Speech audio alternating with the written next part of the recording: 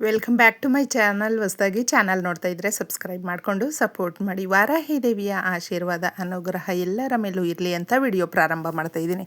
ಸ್ನೇಹಿತರೆ, ಪೌರ್ಣಮಿ ಇದೆ.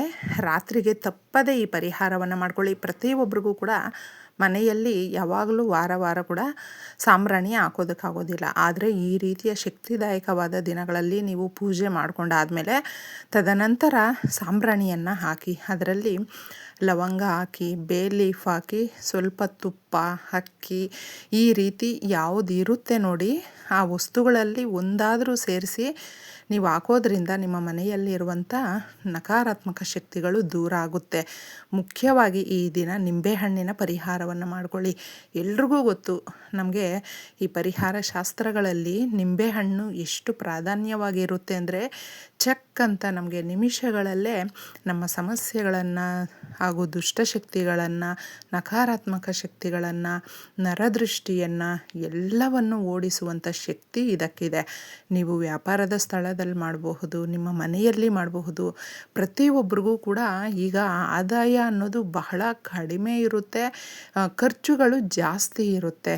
ಒಂದೊಂದು ರೂಪಾಯಿಗೂ ಕೂಡ ಮತ್ತೆ ನಾವು ತಿಂಗಳ ಕೊನೆಯಲ್ಲಿ ಕಷ್ಟಪಡುವಂಥ ಪರಿಸ್ಥಿತಿ ಬಂದುಬಿಡುತ್ತೆ. ಇವುಗಳನ್ನು ಮಾಡ್ಕೊಳ್ತಾ ಬಂದಾಗ ನಮ್ಮ ಮನೆಯಲ್ಲಿ ದಿನದಿಂದ ದಿನಕ್ಕೆ ದಿನಾಭಿವೃದ್ಧಿ ಅಂತ ಹೇಳ್ತೀವಿ ನೋಡಿ, ಆ ಥರ ಆಗುತ್ತೆ. ತುಂಬ ಚೆನ್ನಾಗಿರುತ್ತೆ. ಈ ಪರಿಹಾರಕ್ಕೆ ಬೇಕಾಗಿರುವಂಥದ್ದು 2 ನಿಂಬೆಹಣ್ಣು. ನಮ್ಮ ಮನೆಯಲ್ಲಿರುವಂಥ ಯಾವುದೇ ಕಷ್ಟಗಳಿರಬಹುದು, ಹಣಕಾಸಿನ ಸಮಸ್ಯೆ, ಆರೋಗ್ಯದ ಸಮಸ್ಯೆ ಇರಬಹುದು, ಅವುಗಳನ್ನೆಲ್ಲ ಕೂಡ ಒಂದು ಎಲ್ಲ ರೀತಿಯ ಕಷ್ಟಗಳನ್ನು ದೂರ ಮಾಡೋದಕ್ಕೆ, ನಮ್ಮ ಮನೆಯಲ್ಲಿ ಸುಧಾರಣೆ ಕಾಣೋದಕ್ಕೆ, ಸುಖ ಸಂತೋಷ ಅನ್ನೋದು ನೆಲೆಸೋದಕ್ಕೆ, ಕುಟುಂಬ ಚೆನ್ನಾಗಿರೋದಕ್ಕೆ, ಅಭಿವೃದ್ಧಿ ಆಗೋದಕ್ಕೆ, ಅಷ್ಟೈಶ್ವರ್ಯಗಳು ನಮ್ಮ ಮನೆಯಲ್ಲಿ ಇರೋದಕ್ಕೆ, ನಾವು ಕೋರಿಕೆ ಏನು ಕೇಳಿರ್ತೀವೋ ಅದನ್ನು ನೆರವೇರಿಸುವಂಥದ್ದಾಗುತ್ತೆ. ಹಾಗೂ ವ್ಯಾಪಾರ ಮಾಡ್ಕೊಳ್ಳೋರು ಇರಬಹುದು, ಅಥವಾ ಕೆಲಸಕ್ಕಾಗಿ ಹುಡುಕ್ತಾ ಇರುವಂಥವರಾಗಿರಬಹುದು, ಯಾವುದೇ ರೀತಿಯಲ್ಲಿ ನೀವು ಎಷ್ಟೋ ವರ್ಷಗಳಿಂದ ತಿಂಗಳಿಂದ ಅಂದುಕೊಂಡಿರುವಂಥ ಕೆಲಸಗಳು ಕೂಡ ಪಟಾಪಟ್ ಅಂತ ಆಗುವಂಥ ಪರಿಹಾರ ಇದಾಗಿರುತ್ತೆ. 2 ನಿಂಬೆಹಣ್ಣನ್ನು ತಗೊಂಡು ಮೊದಲು ಒಂದು ಪ್ಲೇಟಲ್ಲಿ ಇಡಿ ಸ್ನೇಹಿತರೆ. ಚಿಕ್ಕ ಒಂದು ಪ್ಲೇಟಲ್ಲಿ ಇಟ್ಬಿಟ್ಟು ಕಾಡಿಗೆ, ಅಥವಾ ನೀವು ಈ ಕಾಜಲ್ ಅಂತ ಹೇಳ್ತೀವಲ್ವ, ಅದು ಪೆನ್ಸಿಲ್, ಐಬ್ರೋ ಪೆನ್ಸಿಲ್ ಇದ್ರೂ ಯಾವುದು ಕಪ್ಪದ್ದು ನಿಮ್ಮ ಮನೆಯಲ್ಲಿ ಇರುತ್ತೋ ಅದನ್ನು ಈ ರೀತಿ ಬಟ್ಟಿಡಿ. ಒಂದೊಂದು ಬಟ್ಟಿಟ್ಟರೂ ಸಾಕು. ಇಲ್ಲಾಂದರೆ ನೀವು ಈ ರೀತಿ ಒಂದು ನಿಂಬೆಹಣ್ಣಿಗೆ ಈ ರೀತಿ ಬಟ್ಟಿಡಬೇಕು. ಇನ್ನೊಂದು ನಿಂಬೆಹಣ್ಣಿಗೆ ದೇವರ ಮನೆಯಲ್ಲಿರುವಂಥ ಕುಂಕುಮವನ್ನು ತಗೊಂಡು ಸ್ವಲ್ಪ ರೋಸ್ ವಾಟರನ್ನು ಮಿಕ್ಸ್ ಮಾಡಿಕೊಂಡು, ರೋಸ್ ವಾಟರ್ ಇಲ್ಲ ಅಂದರೆ ನಿಂಬೆಹಣ್ಣಿಗೆ ನೀವು ಆ ಒಂದು ನೀರು ಅಥವಾ ಚಿಕ್ಕದಾಗಿ 1-2 ಹನಿ ಹಾಲು ಏನೇ ಒಂದು ಮಿಕ್ಸ್ ಮಾಡಿಕೊಂಡು ಈ ಥರ ಬೊಟ್ಟಿಡಿ. 2 ಕೂಡ ನಿಮ್ಮ ಮನೆಯ ಪ್ರತಿ ಮೂಲೆನಲ್ಲೂ ಕೂಡ ನೋಡಿಸಿ. ಸಂಧ್ಯಾ ಸಮಯ ನೀವು ಮಾಡಿಕೊಳ್ಳುವಂಥ ಪರಿಹಾರ. ಇದನ್ನು ನೀವು ರಾತ್ರಿ 12 ಗಂಟೆಯ ಒಳಗೂ ಕೂಡ ಮಾಡ್ಕೊಳ್ಬಹುದು. ವೆರಿ ಪವರ್ಫುಲ್ ಅಂತ ಹೇಳ್ತೀನಿ. ಇದನ್ನು ಮಾತ್ರ ನೀವು ಮನೆಯೆಲ್ಲ ಸುತ್ತಿ ಇದನ್ನು ತಗೊಂಡೋಗ್ಬಿಟ್ಟಿದೆ ಹೊರಗಡೆ ಚರಂಡಿಗೆ ದೂರ, ಯಾರು ತುಳಿದೇ ಇರುವ ಕಡೆ ಗಿಡ ಮರಗಳು ಈ ಥರ ಇರುತ್ತಲ್ವ, ಅವುಗಳಿಗೆ ಹಾಕಿಬಿಟ್ಟು ಬರಬೇಕು. ಸಂಕಲ್ಪ ಮಾಡ್ಕೊಳ್ಬೇಕು, ನಮ್ಮ ಮನೆಯಲ್ಲಿರುವಂಥ ಯಾವುದೇ ರೀತಿಯ ನಕಾರಾತ್ಮಕ ಶಕ್ತಿಗಳಿದ್ರೂ ಕೂಡ ಅವುಗಳನ್ನು ಹೊರಗೆ ಎಳೆದು ದೂರ ಮಾಡು ತಾಯಿ. ನಮ್ಮ ಮನೆಯಲ್ಲಿ ಎಲ್ಲ ರೀತಿಯ ಸುಖ ಸಂತೋಷ ಕೊಟ್ಟು ಕಾಪಾಡಮ್ಮ ಅಂತ ನೀವು ಕೇಳಿಕೊಂಡು ಅದನ್ನು ಬಿಸಾಕ್ಬಿಟ್ಟು ಬನ್ನಿ. ನೋಡಿ ಎಷ್ಟು ಚೆನ್ನಾಗಿರುತ್ತೆ ಅಂತ. ಮತ್ತೊಂದು ಪರಿಹಾರ ಸ್ನೇಹಿತರೆ, ಇದು ಎಲ್ಲವೂ ಮಾಡ್ಕೊಳ್ಬೇಕಾ ಅಂತ ಕೂಡ ನಿಮಗೆ ಅನ್ನಿಸ್ಬಹುದು. ಇಲ್ಲ, ಯಾವುದಾದ್ರೂ ಒಂದು ಮಾಡ್ಕೊಳ್ಳಿ ಅಥವಾ 2 ಮಾಡ್ಕೊಳ್ಳೋದಕ್ಕಾಗುತ್ತೆ ಅನ್ನೋವಂಥವರಾದರೆ ಮಾಡ್ಕೊಳ್ಬಹುದು, ತೊಂದರೆ ಇಲ್ಲ. 2 ನಿಂಬೆಹಣ್ಣನ್ನು ನೀವು ತಗೊಂಡಿದ್ದೆ, ಇದನ್ನು ಕ್ಲೀನಾಗಿ ಅರ್ಥ ಮಾಡ್ಕೊಳ್ಳಿ. ವ್ಯಾಪಾರದ ಸ್ಥಳದಲ್ಲಾದರೂ ಮಾಡಬಹುದು, ನಿಮ್ಮ ಮನೆಯಲ್ಲಾದರೂ ಮಾಡ್ಕೊಳ್ಬಹುದು. ಒಂದು ಪ್ಲೇಟಲ್ಲಿ 1 ಹಿಡಿ ಕಲ್ಲುಪ್ಪನ್ನು ಹಾಕಿ. ಕಲ್ಲುಪ್ಪು ಸಮುದ್ರ ಗರ್ಭದಲ್ಲಿ ಸಿಗುವಂಥದ್ದು. ಲಕ್ಷ್ಮೀದೇವಿ ಪಾತಾಳ ದೇವತೆ, ಅರ್ಥ ಮಾಡ್ಕೊಳ್ಳಿ. ಎಲ್ರಿಗೂ ಕೂಡ ಆ ತಾಯಿಯ ಕೃಪಾ ಕಟಾಕ್ಷ ಸಿಗುತ್ತೆ ಕಲ್ಲುಪ್ಪಿನಿಂದ ಪರಿಹಾರ ಮಾಡಿಕೊಂಡಾಗ.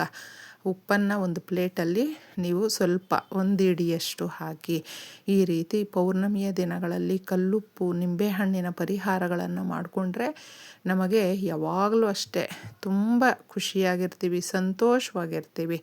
ಈ ನಿಂಬೆಹಣ್ಣುಗಳನ್ನು ಇದ್ರ ಮೇಲೆ ನೀವು ಇಡಬೇಕು ಸ್ನೇಹಿತರೆ. ಮೊಗ್ಗಿರುವಂಥ ಲವಂಗಗಳು ಇದಕ್ಕೆ ಈ ಪರಿಹಾರಕ್ಕಾಗಿ ಎರಡೆರಡು ಬೇಕಾಗುತ್ತೆ. ನೀವು ಮೊಗ್ಗಿರುವಂಥ ಲವಂಗಗಳನ್ನು ತಗೊಳ್ಳಿ. ಪೌರ್ಣಮಿಯ ದಿನ ಈ ವಸ್ತುಗಳನ್ನು ಮನೆಗೆ ಕೊಂಡುಕೊಂಡು ಬರೋದರಿಂದ ಕೂಡ ತುಂಬ ಒಳ್ಳೆಯದು. ಹಾಲು, ಮೊಸರು, ತುಪ್ಪ ಇದನ್ನೆಲ್ಲವೂ ಕೂಡ ನೀವು ಯಾವುದೇ ಕಾರಣಕ್ಕೂ ಅಕ್ಕಪಕ್ಕದಲ್ಲಿ ಇರುವಂಥವರಿಗೆ ಈ ದಿನಗಳಲ್ಲಿ ಕೊಡೋದಕ್ಕೆ ಹೋಗಬೇಡಿ. ಯಾರಾದರೂ ನೀವು ಮೊಸರನ್ನು ಮನೆಯಲ್ಲೇ ಮಾಡ್ತೀರಾ ಅಂದ್ಕೊಳ್ಳಿ, ಪ್ರತಿನಿತ್ಯ ಮಾಡುವಂಥವರಾದರೆ ನಿಮ್ಮ ಮನೆಯಲ್ಲಿ ಗಟ್ಟಿಯಾಗಿ ಮೊಸರು ಬರ್ತಾ ಇದೆ ಅಂತ ಹೇಳಿದ್ರೆ ಅಭಿವೃದ್ಧಿಯ ಸಂಕೇತ ಸ್ನೇಹಿತರೆ. ತುಂಬ ಜನಕ್ಕೆ ಕೆಲವೊಂದು ಥರ ನೀರು ಥರ ಆಗಿಬಿಡುತ್ತೆ, ಆಗ ಇನ್ನೂ ಕಷ್ಟಗಳು ಸಮಸ್ಯೆ ಇದೆ ಅಂತ ಅರ್ಥ. ನೀವು ಇದರಲ್ಲೇ ಅರ್ಥ ಮಾಡ್ಕೊಳ್ಬಹುದು. 2 ನಿಂಬೆಹಣ್ಣು ತಗೊಂಡಿದ್ದೀರಾ, ಅದ್ರ ಮೇಲೆ 2 ಲವಂಗಗಳನ್ನು ಚುಚ್ಚಬೇಕು. 2 ಲವಂಗಗಳು, ಮೊಗ್ಗಿರುವಂಥ ಲವಂಗಗಳನ್ನು ಚುಚ್ಚಿ, ನಿಂಬೆಹಣ್ಣು ಹಾಗೂ ಲವಂಗ ಚುಚ್ಚಿಟ್ಟಿರ್ತೀರ, ಅದರ ಪಕ್ಕದಲ್ಲಿ ನೀವು ಒಂದೊಂದು ಕರ್ಪೂರದ ಬಿಲ್ಲೆಯನ್ನು ಇಡಬೇಕು. ಕರ್ಪೂರದ ಬಿಲ್ಲೆ ಇದರಲ್ಲಿ ತೋರಿಸಿದ್ದೀವಲ್ವ, ಆ ಥರ ನೀವು ಇಟ್ಕೊಂಡು ಇದನ್ನು ಹಚ್ಚಬೇಕು. ಹಚ್ಚಿಬಿಟ್ಟು ಮನೆಯಲ್ಲಿ ನೀವು ಈ ಕೆಲಸ ಮಾಡ್ಕೊಳ್ಬಹುದು. ಹಚ್ಬಿಟ್ಟು ಸೀದಾ ತಗೊಂಡು ಎತ್ಕೊಂಡು ಬಂದು ಮನೆಯ ಬಾಗಿಲತ್ರ ಬಲಗಡೆ ಇಡಿ. ನಿಮ್ಮ ಮನೆಯ ಮುಖ್ಯ ದ್ವಾರ ಇರುತ್ತಲ್ವ, ಅದರ ಬಲಗಡೆ, ಅಂದರೆ ನೀವು ಹೊರ್ಗಡೆಯಿಂದ ಒಳಗಡೆಗೆ ಬರುವಂಥ ಬಲಗಡೆ ಇಡಬೇಕು. ಈ ಥರ ಇಟ್ಟು ಕೇಳಿಕೊಂಡು ಸಂಕಲ್ಪ ಮಾಡಿಕೊಂಡು ತದನಂತರ ಆ ಹೊಗೆ ಎಲ್ಲ ಆಡಿದಾಗ ಏನಾಗುತ್ತೆ ಅಂದರೆ ನಕಾರಾತ್ಮಕ ಶಕ್ತಿಗಳೆಲ್ಲ ಕೂಡ ದೂರ ಆಗುತ್ತೆ. ಮನೆಯಲ್ಲಿರುವಂಥ ಯಾವುದೇ ರೀತಿಯಾದಂಥ ಕಷ್ಟ, ನಷ್ಟ, ದರಿದ್ರ, ಕಣ್ಣೀರು ಏನೇ ಇದ್ದರೂ ಕೂಡ ಅದನ್ನು ಹೇಳ್ಕೊಂಡು ಬಿಡುತ್ತೆ. ಅಷ್ಟೊತ್ತವರೆಗೂ ನೀವು ಬಾಗಿಲು ಓಪನ್ನಲ್ಲಿ ಇಟ್ಕೊಂಡಿರಿ. ಈ ಪರಿಹಾರವನ್ನು ಮಾಡ್ಕೊಳ್ಬೇಕಾದ್ರೆ ನೀವು ಸಂಧ್ಯಾ ಸಮಯದಲ್ಲಿ ಮಾಡಿಕೊಳ್ಳೋದು ತುಂಬ ಉತ್ತಮವಾಗಿರುತ್ತೆ. ನಾವು ಕೆಲಸಕ್ಕೆ ಹೋಗಿದ್ದೀವಿ, ಬಂದು ಮಾಡಿಕೊಳ್ಳುವಂಥದ್ದು 8, 9 ಗಂಟೆ, 10 ಗಂಟೆಗೆ ಮಾಡ್ಕೊಳ್ಬಹುದಾ ಅಂತ ಕೂಡ ಕೇಳ್ತಾರೆ. ಮಾಡ್ಕೊಳ್ಬಹುದು. ಈ ಪರಿಹಾರವನ್ನು ಮಾಡ್ಕೊಳ್ಳಿ ಈ ದಿನ. ಇದನ್ನು ರಾತ್ರಿ ಅದೇ ಪ್ಲೇಟಲ್ಲಿ ನೀವು ಇಟ್ಟಿರ್ತೀರಲ್ವ, ಹಾಗೇ ಬಿಟ್ಟುಬಿಡಿ.